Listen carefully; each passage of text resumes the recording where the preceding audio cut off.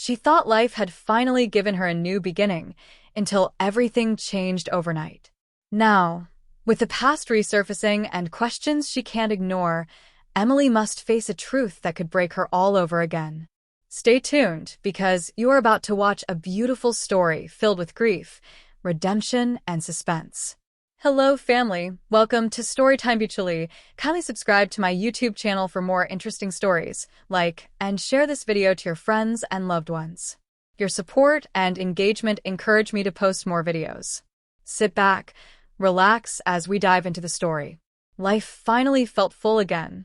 Emily woke each day in a warm bed, wrapped in soft sheets, with sunlight pouring through the wide windows of the home she shared with her husband, Alexander Reed.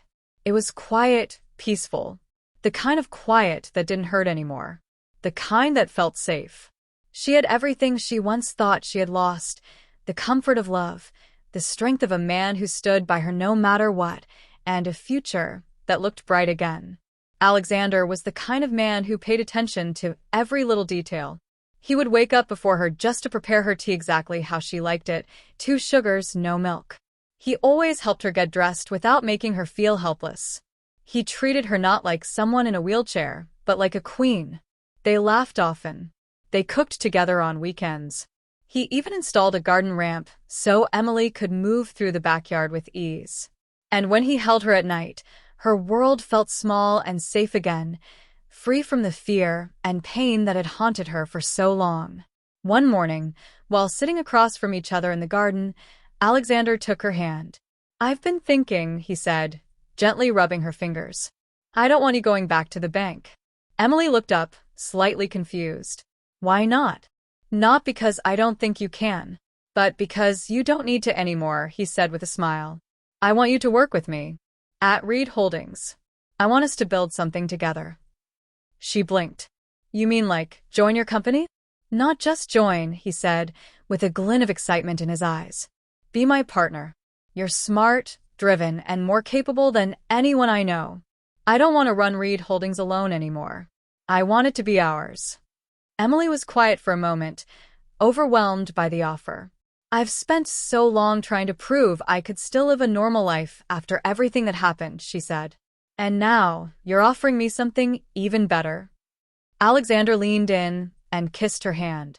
"Because you deserve better." She nodded slowly, tears forming in her eyes. "Okay, I'll do it." They spent the rest of that day planning her new office setup, how her first day would go, and what roles she would take on. She was to start Monday morning. It felt like a dream, a fresh beginning. Sunday evening came too quickly. Alexander had to step out for a quick business meeting across town. It wasn't unusual. He often handled last-minute contracts or checked in with clients personally. Emily didn't think much of it. She kissed him goodbye at the door. "Drive safe," she said, wrapping her arms around him. "I always do," he replied with a warm smile, brushing her hair back gently. "I'll be home soon." She watched him drive away, her heart full and light.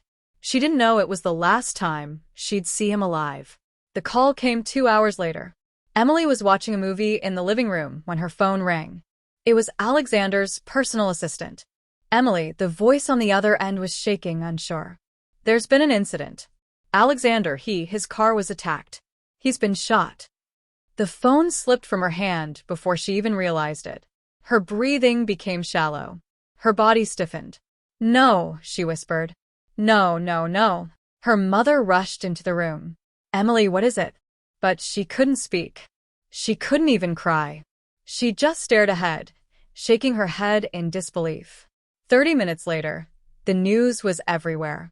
Breaking. Billionaire CEO Alexander Reed fatally shot in targeted attack. The headlines rolled across TV screens. Images of Alexander's car, riddled with bullet holes, flashed again and again. Police sirens, flashing lights, and words like ambush, assassination, and unknown suspects filled every channel. Emily sat frozen in her chair, eyes wide, her lips trembling. Grace dropped everything and rushed to her side, wrapping her arms around her daughter. Emily let out a sound, a broken, helpless sob that echoed through the house. She had lost him. Just like that.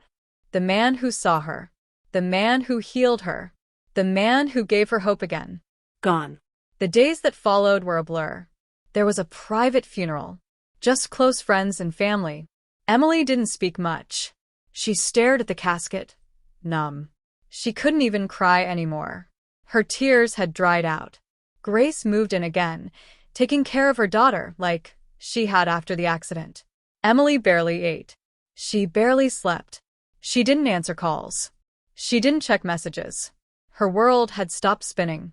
Then came the legal problems. Because Alexander had been under investigation for a real estate deal at the time of his death, the government froze all his assets, including the company and the house. Lawyers came. Bank officials came. Until the investigation is closed, one official told Emily, "You cannot access anything in his name, not even the money in shared accounts." Emily sat quietly as they took control of everything. Her name meant nothing now. She was no longer Emily Reed, wife of the CEO. She was just a widow. Everything she had hoped for, gone in a moment.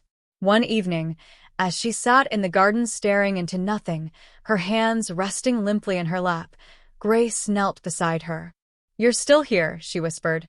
"Even if he's not, you are. You still have a life, Emily." Emily didn't answer. She just sat in silence, feeling like the ground had been pulled from under her all over again.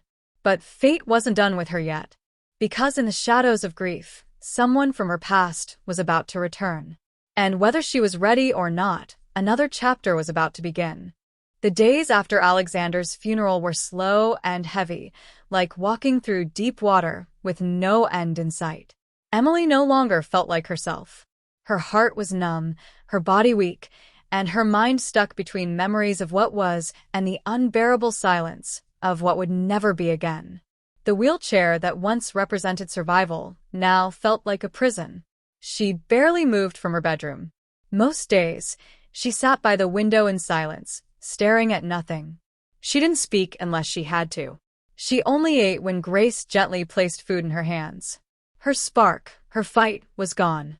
The house that once echoed with joy was quiet now. The garden remained untouched. Alexander's favorite books sat untouched on the shelf. His shoes were still by the front door. Emily couldn't bring herself to move anything. As if by leaving his things where they were, she could pretend, for just a moment, that he was still coming back. Grace did her best to hold things together. She took care of the home, called doctors when needed, and did everything she could to protect her daughter's fragile state. Some nights, she would sit outside Emily's door and cry quietly, not just for her daughter's pain, but for the fear that Emily might never truly come back to life. Then, on a quiet Thursday morning, the doorbell rang. Grace opened the door and froze. Standing there with a bouquet of white lilies, dressed simply in a light blue shirt and dark jeans, was James Carter. "Good morning, Mrs. Thompson," he said gently. I heard what happened. I just wanted to see her." Grace's eyes narrowed slightly. The last time she saw James, he was walking out of Emily's life when she needed him the most. She had never truly forgiven him for that. Still, she sighed and stepped aside. She's not talking much these days. But maybe it won't hurt. James entered the living room slowly, looking around. The place was different now. Bigger, cleaner, more expensive, but still carried Emily's warmth. He noticed the picture of her and Alexander on the side table and paused. Then he moved toward the sunroom, where Emily was sitting in her wheelchair, wrapped in a blanket, her eyes fixed on the garden. He stopped a few steps behind her. "Emily," he said softly. She didn't turn. He stepped closer, kneeling beside her. "I brought lilies. I know they were your favorite." Still, she said nothing. He placed the flowers on the table beside her, then sat down on the nearby couch. For a while, they sat in silence, just like that. No words, just breathing in the same space. Then finally she spoke. "I thought you were gone for good." James looked at her, his voice soft. "So did I." She turned her head slightly, her eyes tired. "What are you doing here?" "I heard about Alexander. I saw it on the news," he said. "I didn't know if I had the right to come. But I couldn't sit and do nothing." Emily looked away again, her voice bitter now. He was everything you weren't. He stayed. James's eyes filled with quiet pain. He didn't defend himself. He didn't make excuses. I know, he said simply. And I'll never forgive myself for leaving you when you needed me the most. But you gave me a second chance once, when you forgave me, when you helped me get back on my feet. You didn't have to do that. Emily was silent again. But something in her heart shifted. Not much, but a small crack opened. James began coming by more often. Not as a man asking for anything, but as a friend. Someone who helped with little things, like groceries and house repairs. Someone who sat quietly with her in the afternoons while she stared at the trees. Someone who spoke gently to Grace, always asking how she was holding up too. He never brought up their past unless she did. He never mentioned feelings. He simply stayed. It surprised Emily. She expected him to come once, maybe twice, and disappear again like before. But he didn't. Instead, he listened when she cried. He helped rearrange Alexander's things when she was finally ready. He even helped her pick up the documents from Reed Holdings when the police called about the ongoing investigation. That part of her life was now frozen. Everything Alexander owned, his company, cars, property, and accounts, was under government control. I'm sorry, Mrs. Reed, one officer said on the phone. Until the case is fully closed, we can't release anything. It was like losing him all over again. But James was there. One evening, after they had returned from another long meeting with the lawyers, Emily sat beside James on the front porch. She sighed. Why are you really here?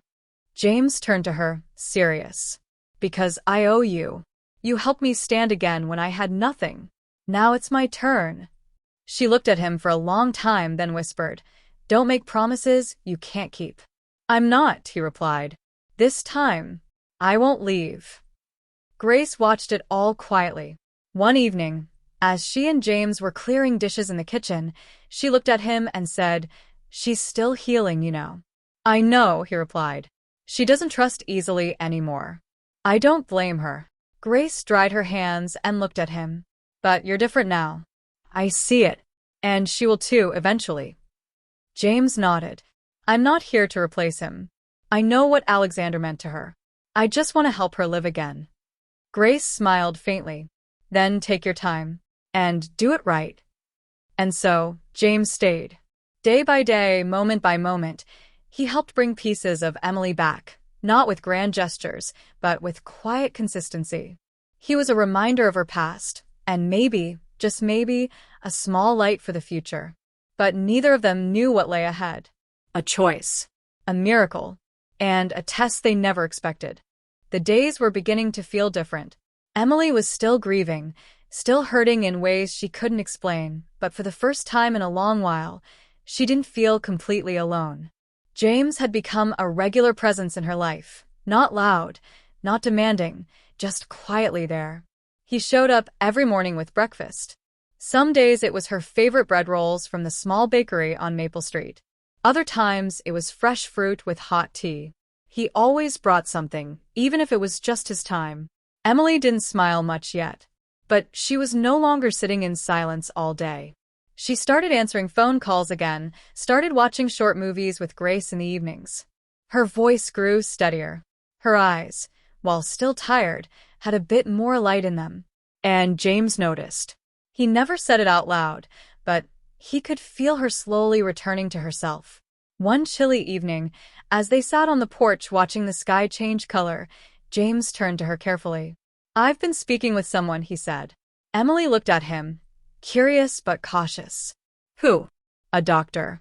Actually, a group of specialists. Overseas. They deal with spinal repair and recovery. I told them about your case, about the accident. She turned away, her heart already tightening. James, I'm not saying it's a miracle cure, he said quickly, gently. But there's a real possibility.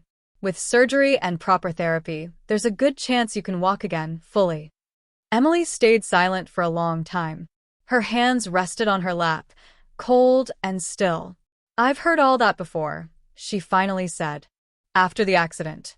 After James left, I hoped. And it broke me all over again. He swallowed hard. I understand. I really do. But let me try this for you. Please. You helped me when I had nothing. Let me do this for you. I don't want hope anymore, James. Hope is painful. I'll take the pain, if it means you get a chance. She looked at him, unsure of what to say. Later that night, she told Grace about it. Her mother listened quietly, holding a cup of tea, her eyes gentle. I think he means it, Grace said softly. Emily frowned. Even if he does, what if it doesn't work? What if it makes things worse? And what if it works? Grace replied, what if you stand again, Emily? What if you walk? What if this is your chance? Not because you were rescued, but because you chose to try again. Emily stared down at her lap for a long time. She whispered, I'm scared. I know, Grace said, reaching for her hand. But maybe this time, it's worth the fear. A week later, Emily gave her answer. I'll do it, she told James. I don't know if I believe it will work, but I'll try. James didn't smile wide or cheer. He simply nodded, his eyes shining. Thank you for trusting me with this. The travel was arranged quickly. James hired private medical support for the trip and made sure everything was comfortable for Emily. Grace came along too. She never left her daughter's side. The hospital overseas was clean, calm, and filled with kind staff. The specialist, a soft-spoken man with years of experience, examined Emily thoroughly and explained the procedure in detail. There's risk, he said, but not the kind that will make her worse. We've had good results with cases like hers. It will be hard work, but she has a chance. The surgery was scheduled for the following week. The night before the operation, Emily couldn't sleep. She sat by the hospital window, looking out at the quiet street lights, her hands trembling slightly. James knocked gently and came in, holding 2 mugs of tea. He handed one to her and sat down beside her. I know this isn't easy, he said, but I believe in you. She looked at him, tears in her eyes. Why are you doing all this? He looked back at her, not hesitating. Because you're worth it. And because I'll never stop trying to make up for what I did. She nodded slowly, and for the first time in weeks, she reached out and held his hand. The surgery took over 6 hours. Grace and James waited in the hospital hallway, pacing, praying, sitting in silence. Finally, the doctor came out, removing his mask. It went well, he said. Now comes the real work, therapy. But she did great. Relief flooded both Grace and James's faces. The therapy started a few days later. It wasn't easy. Emily had to relearn how to make her legs respond. The first time she felt a small twitch in her foot, she cried. The second time, she stood, with help from the rails. The third time, she took a shaky step. And James was there. Always there. He watched every session. Encouraged her when she cried. Celebrated every small progress like it was a mountain climbed. By the end of the month, Emily could walk across the room with support. Then a few steps on her own. Then more. Until, finally, one afternoon, she walked, slow, steady, tear-filled steps, toward James and fell into his arms. He held her tightly. I told you, he whispered. You're stronger than you know. When they returned home, Emily was a new version of herself. Not just walking, but glowing with strength, quiet confidence, and something she hadn't felt in a long time. Freedom. The wheelchair stayed in the corner of the room, just in case. But it wasn't needed much anymore.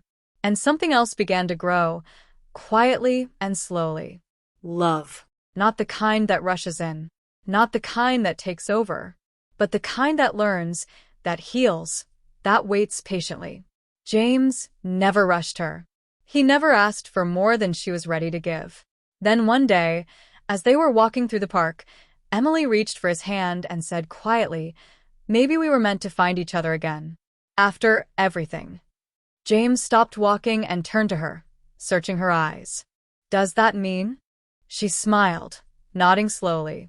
I'm ready to try again. He pulled her close, gently, holding her like she was something fragile and precious at the same time. And in that moment, it felt like life was finally giving them a second chance. But life wasn't done testing them. Not yet. Emily had never thought she would feel this free again. She could walk, slowly, carefully, but every step was her own. Every step was a victory over the pain, the doubt, and the long silence that followed Alexander's death. The days grew brighter. She and James took morning walks through the nearby park, sometimes holding hands, sometimes just enjoying the silence. It wasn't the same kind of love she had shared with Alexander. No love would ever be the same. But this one, this second chance, was gentle and warm, like a blanket wrapped around her heart. They laughed again. They cooked simple meals together, music playing in the background. Emily would help James with design ideas for his studio. He would read her short stories at night, sitting at the edge of her bed as she drifted off to sleep. The house felt like a home again.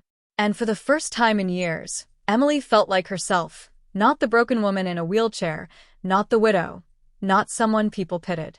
She was Emily. Strong, alive, healing. One quiet evening, they were sitting together on the couch, watching the sunset through the window.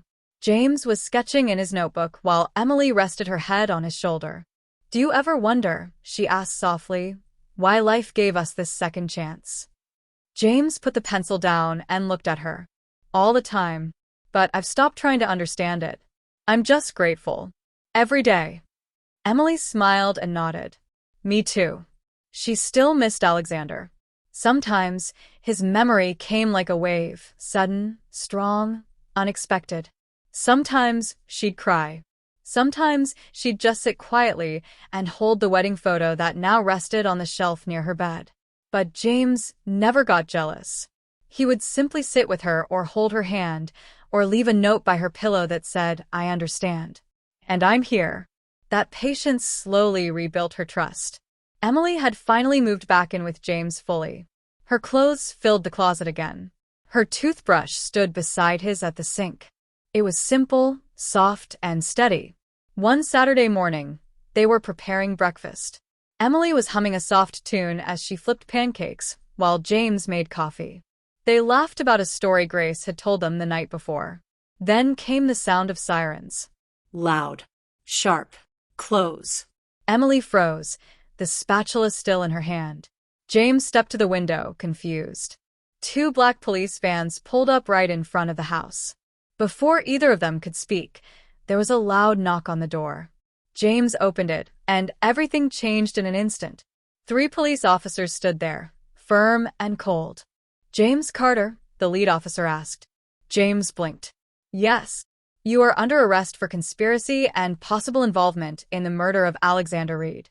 You have the right to remain silent. Anything you say." "What?" Emily gasped from the kitchen doorway. "No, this must be a mistake." The officers moved forward. One pulled James's arms behind his back and handcuffed him. "Sir, you are to come with us. There are new pieces of evidence. You will be questioned." James turned to Emily, panic in his eyes. "Emily, I swear, I didn't do anything. I didn't. You have to believe me." She stood frozen, her breath caught in her throat. No, this can't be happening." Grace came running from the hallway just in time to see them dragging James out. Emily stood at the doorway, trembling. Her heart pounded like it might burst. The man who had helped her walk again. The man who had brought her back to life.